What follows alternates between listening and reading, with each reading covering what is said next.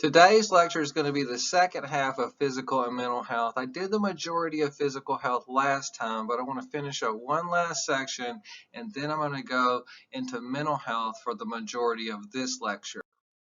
Okay, so the thing I want to finish up with is the most important thing to me, which is body image and weight. And I'm going to apply it more to females because I'm going to talk about body dysphoria later on. I guess it could apply to guys, but I think women have a lot harder time with this. And it's not just Tim saying it. The literature backs me up in this regard. Now, if I can get on my next one, do y'all remember our good friend intersexual selection and how selection drives competition? Remember the bullfrogs? Ladies like the bullfrogs to rub it real deep, so the bullfrogs try to outcompete one another. So when it comes back to humans, maybe men like thin women. Not all men, but maybe this is the standard that they choose on, intersexual selection. And then that drives this competition amongst women to be really, really thin. I mean, I guess some guys have anorexia, but more women have it, definitely, right? Now, if you think on the other end of the spectrum, women might like muscular men. That's their choice, intersexual selection. But the selection drives the competition amongst men to be more muscular than one another. Okay, so based on these patterns, I guess you could be a healthy competition, but sometimes it drives it to these extremes where women are too thin or men are too muscular. Okay, I usually show this in my intro class, but it's one of my favorite things to show. If we think about women and the standard, it go from light to heavy, and here's the average right here. If you're a girl, you should compare yourself to the average to see if you're quote unquote normal. Well, here's what the average is in the United States of America, 163 pounds and size 14. Is that what you compare yourself to, girls? Hell fucking no. And on top of that, it's like we have all these standards of comparison. You live in Scottsdale maybe, or in this area where it's like you're being compared to not a size 14, size 1 or weight of 163, but like these size 3, 2, zeros. And the media is doing this, the movies, TV, and all day long you're bombarded with these thin standards. And so what this does is kind of make you feel abnormal when actually if you compare yourself to the standard, you would be normal, right? Now, one of the saving graces we talked about is body type, if you remember the lecture, back on sociobiology. But, there was this studies they did on Playboy centerfolds. It's kind of crazy they got paid to do these studies, but from 1959 to 1978, what they did is just look at the measurements. It's right on the centerfold. And so they were thinner and thinner. And then after 1978, another group of researchers said, oh yeah, it held stable, but it's in the 1 percentile. So these are supposed to be the standards of what men are looking at, maybe not all men, but it's like, hey, here's these girls, and it's like, no, here's a normal girl right here. And so even men get their standards off. Now, this can lead to really unhealthy extremes for girls because they try to meet the standards. I mean, I've talked to girls for the last 3 decades, that struggle with this. And so they're really thin and they think they're too fat. And so that's body dysphoria, this thing I keep mentioning. I don't think a lot of guys have body dysphoria compared to girls. Girls, it's consuming. They have this BDD, body dysmorphic disorder, and you can go look it up. Girls are diagnosed with it a lot more than guys. And so this leads to things like anorexia and bulimia. These pictures are hard for me to look at. It's like this girl, this poor thing. But the thinness standard is what started it, and then it got to the extreme like runaway selection. Now, for guys, I would argue from a biological perspective, we like muscular guys. It meets the good genetics and also protection and provision. Scrawny guys might not meet that. Okay, and so maybe guys can go extreme, but I argue they're not held to the standard as much. But if they do go extreme, they go extreme muscular, not extreme scrawny or little. This is how guys and girls differ. So I have these guys on here. It freaks me out. This guy freaks me out the most. What do you do with those arms? It's ridiculous. Okay, so one last thing I think I have on this area, which is changing your body shape. How do you get in fit shape for guys or girls? And some of the literature argues this, that men are more likely to exercise, but I know a lot of girls that exercise. but women are more likely to go on a diet. And what a diet really means for a lot of girls is I just starve myself. A diet should be like, what do I put in my body instead of I'm just not going to eat food. And so this becomes that part of anorexia that I was mentioning before. Okay, that's everything for this section. Now we're going to move on to mental health. Okay, so as I promised, we're moving into a whole new area, which is mental health. And so the rest of the lecture is going to focus on this. I love this little picture right here. But when I focus on mental health, one thing that happens, or one of the findings that has been documented, is that women have a higher rate of diagnosis and treatment. So that kind of relates to morbidity rate, if you remember the physical part of the lecture, and that men don't go to the therapist as much as women. Just like with a regular doctor, men are definitely not going to go to the head doctor if they're not going to the regular doctor, especially if they think they can handle it on their own. And so one area that this is really sad about has to do with veterans. You know, like 22 veterans kill themselves every single day. It happens all day long, every day of the year. And a lot of the men, it's not that vets can't be women. They're just like, I'm a veteran. I don't need to have that stuff. You know, I don't have mental problems. And that's where it all begins. Okay, so abnormal psychology, I teach this in my intro class, but I'm not an expert in it. But this is where the disorders are going to come out of, is abnormal psychology. And I'm a statistician, you know, by nature. And so really, here's the average right here in the middle. That's why it's the average. The number of people from few to many. The taller the curve, the more people. This is the normal curve. I want to try to teach it to you. Now, some people vary this way or this way around the average. They're higher or lower than the average. And if you get too high, we go, oh, that's extreme, or too low, that's extreme as well. So who sets these extremes? Well, I think I have it on here, the DSM-5, the Diagnostic and Statistical Manual for Psychology. This is the newest version. They set these cutoffs and say, okay, if you go that far, you're OCD, or if you go this far, you know, you have depression.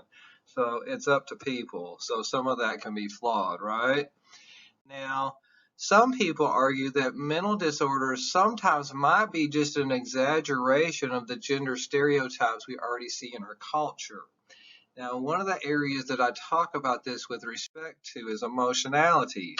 Because in some ways, I think if women become abnormal with respect to emotionality, they've been given a lot of latitude, so they become overly emotional. Whereas when men have problems with emotionality, they've been taught to not show emotion, not always, but a lot of men, and they become emotion stuffers. And so we'll get into this a little bit more when I give the lecture on emotions. I don't want to let that cat out of the bag quite yet. Now, I'm fixing to go through 4 different personality disorders, and then I'll get into a bunch of other things that aren't personality disorders, but these 4 disorders are considered to be extremes of gender stereotypes. Okay, so the first 2, I have this little cutesy picture down here, but I have a dude on here for a reason.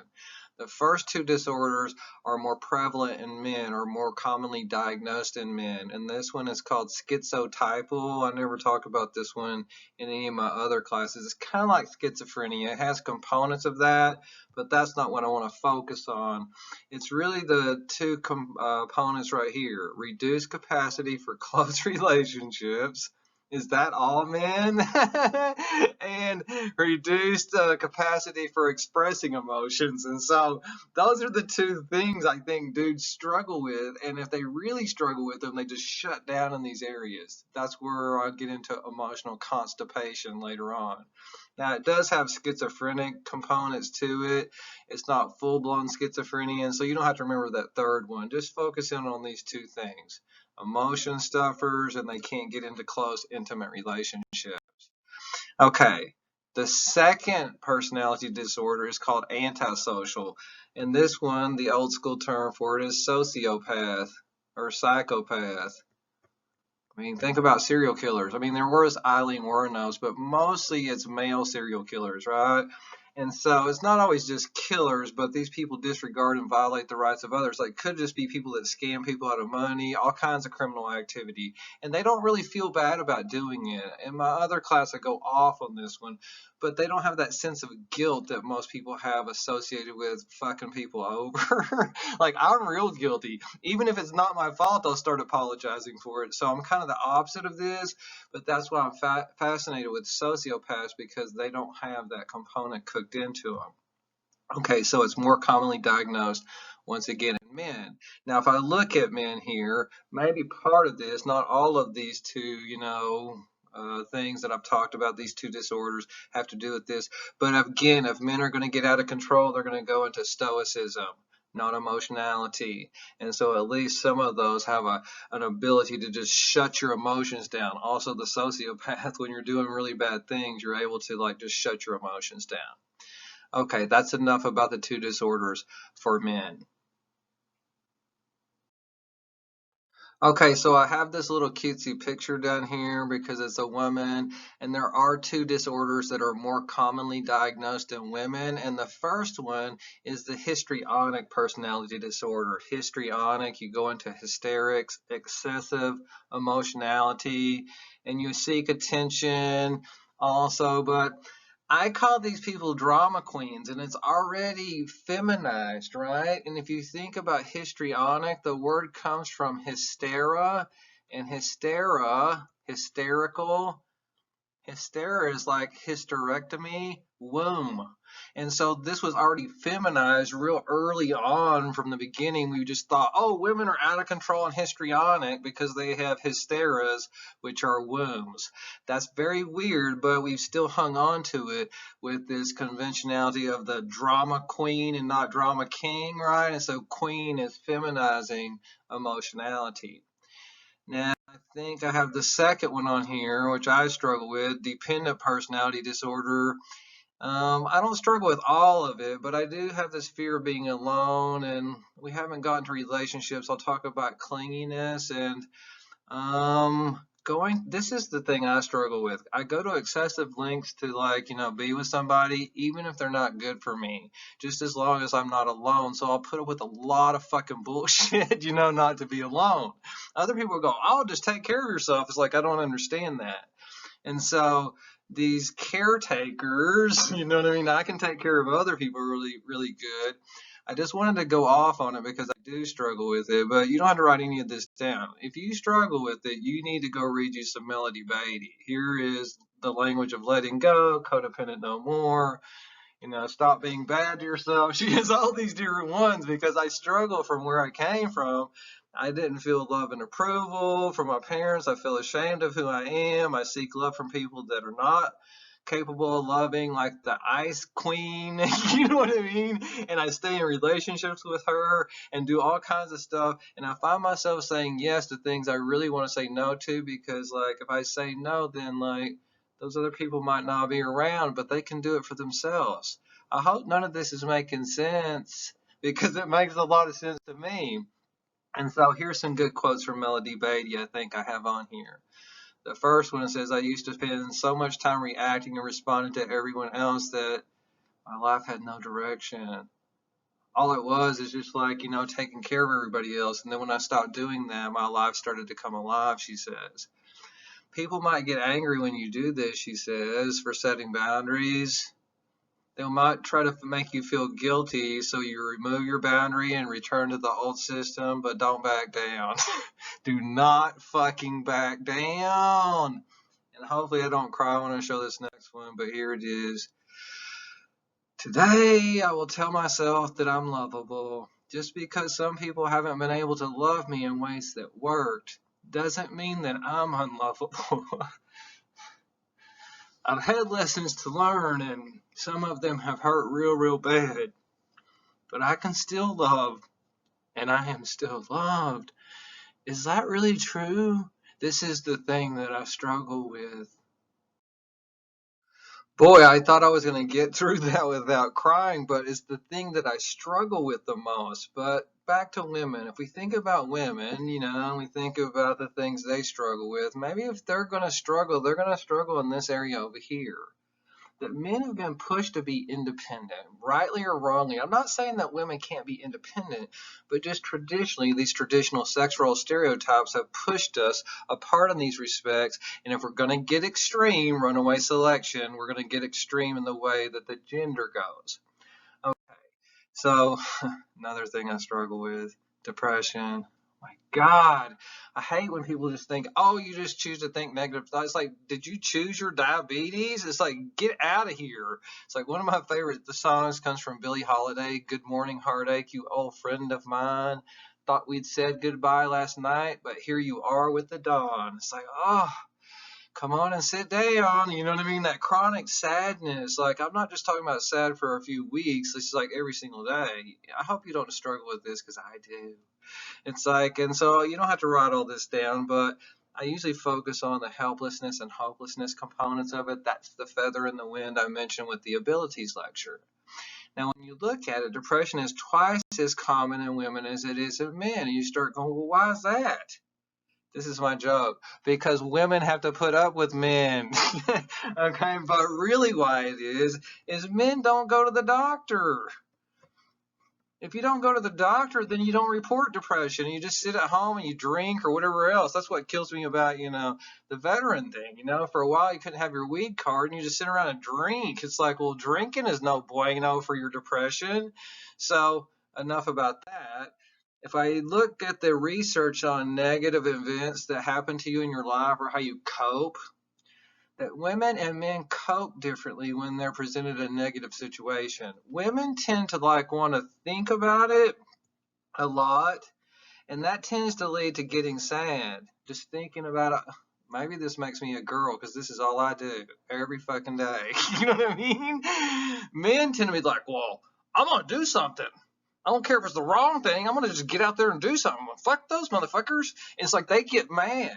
And so the mad versus sad, the mad leads to action, even though it might not be healthy, that men have this coping thing that women aren't taking action and being sadder. Now, I'm making generalizations here, but I have a silly movie because every girl I've ever been with, that when she's presented with a negative situation, and I start going, well, let's just take action. I'll tell you what to do right now. 1, 2, 3. We'll just go solve it. And this is what happens. So here's the movie. It's just, there's all this pressure, And sometimes it feels like it's right up on me and I can just feel it, like literally feel it in my head, and it's relentless. And I don't know if it's going to stop. I mean, that's the thing that scares me the most, is that I don't know if it's ever going to stop. Yeah. Well, you do have a nail in your head. It is not about the nail. Are you sure? Because, I'll bet if we got that out of there... Stop trying to fix it. No, I'm not trying to fix it. I'm just pointing out that maybe the nail is causing... You always do this. You always try to fix things when what I really need is for you to just listen. Yeah, see, I don't think that is what you need. I think what you need is to get the nail See, out. you're not even listening now. Okay, fine. I will listen. Fine. It's just... Sometimes it's like there's this achy... I don't know what it is. And I'm not sleeping very well at all. And all my sweaters are snagged. All of them. Yeah, that sounds really hard. It is. Thank you. Ow! Oh, come on. Ow. If you would just... Don't... Okay, girls, I'm sorry about that video, but I just have to show it because every time I try to relate to one of my girlfriends, I do that. It's like, well, we could just fix it. And it's like, Tim, you just said the wrong thing. Oh my goodness. Okay, enough about that. When it comes to substance abuse, I have a bunch of little bitty areas. I'm just going to throw out some facts. So as far as the test goes, just remember these things. Men abuse, let me see if I get my pen on here, alcohol and illegal drugs, women prescription drugs. I wonder why. Well, women are going to the doctor. They have access to prescription drugs. Men go to what I call, which I prefer, is the illegal drug dealer. I call the doctor the legal drug dealer because most of the time they just give you a pill. It's like, well, come on, dude. Is that all? You went to medical school and all you do is hand out pills? Enough about all that. Okay, so don't get me started. Now, what I really also struggle with is anxiety disorders. Love this little picture. I feel like this a lot of the time. This is why I identify with Piglet. We haven't got to emotions yet. Women are diagnosed with some anxiety disorders more than men, like specific phobias, arachnophobia, things like that. Think about men are not taught to be fearful. Even if they are fearful, they're not taught to express it. You know, my grandfather was like, fear will get you killed. Boys don't cry. You know, all this kind of shit. You know, and I'm a big crier. You just saw it.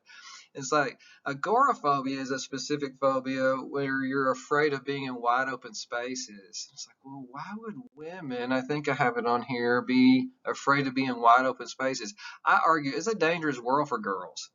It's not as dangerous for men. Not that it can't be dangerous for me, but it's a lot more dangerous, you know, for a woman in certain respects. And so, and also men are taught to be sturdy oaks. Even if it's dangerous, I'm not supposed to show like I'm all afraid or I'm going to punk out or anything like this. And so it kind of plays into the difference between the stereotypes we've been talking about all along. Okay, so the last little section on this, and then we'll move on to one more, is somatoform disorder. Soma is your body. Well, this is why I wish they would just call it psychosomatic. Psycho, your mind does something to your body. Somatic, right? And so both of these involve this, where your mind turns off something about your body, or vice versa. Okay, so here it is. You already know this one. Somatization disorder. These are people that think they're sick all the time. This is like my ex-wife. She's at the doctor every fucking week. It's like, you can't be sick that much. And if you are, you need to start telling yourself you're not sick. I'm Mr. If I start getting sick, it's like, fuck this shit. I'm not going to be sick.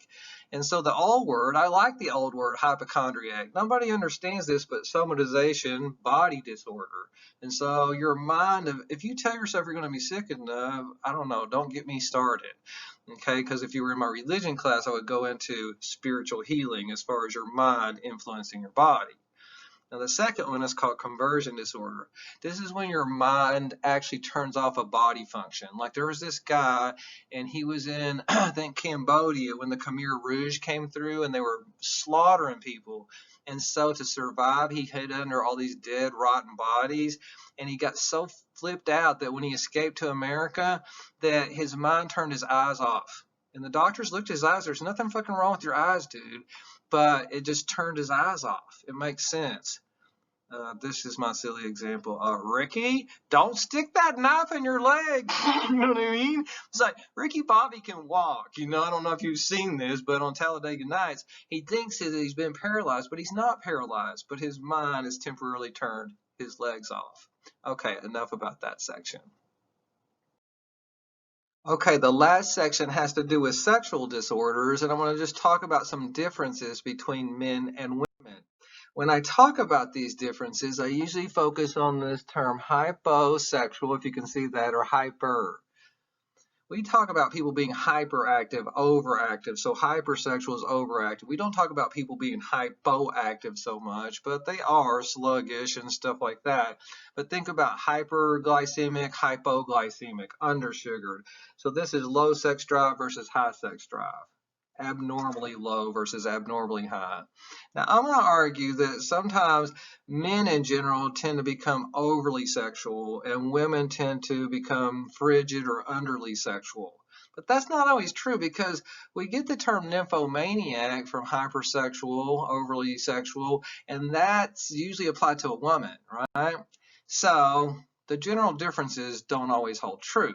But when I focus in on this one right here, there is a lot of research that looks into women and low levels of sexual desire. Now, when I go to sexual dysfunction, I'm going to talk about a lot of different kinds of dysfunction. But if you look right here, see low levels of sexual desire, women.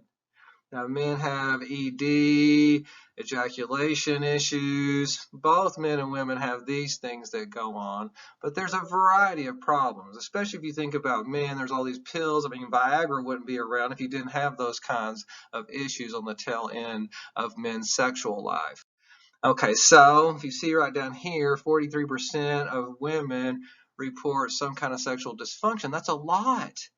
And I'm going to argue that has a lot to do with how we've traditionally seen sexuality within our culture. Maybe that's not it, but part of it might be that. Okay, and the part that I'm going to focus in on is sex and guilt. Traditionally, that women were taught that sex is dirty and bad, and it's like this, that, and the other from a religious perspective. Remember, purity, virginity, all this other bullshit. And so men don't get slut shamed like that. They don't feel guilt about having a lot of sex. Actually, they feel proud about it. You know what I mean? And so also they masturbate more than women. Now, I'm not just saying that. Later on in the sexuality lecture, I'll go into this and show research that supports this right here.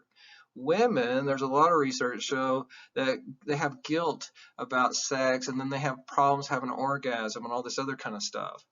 And so, I don't know, there's all these famous researchers that have looked into this specific area. And I thought, oh, well, this is getting old.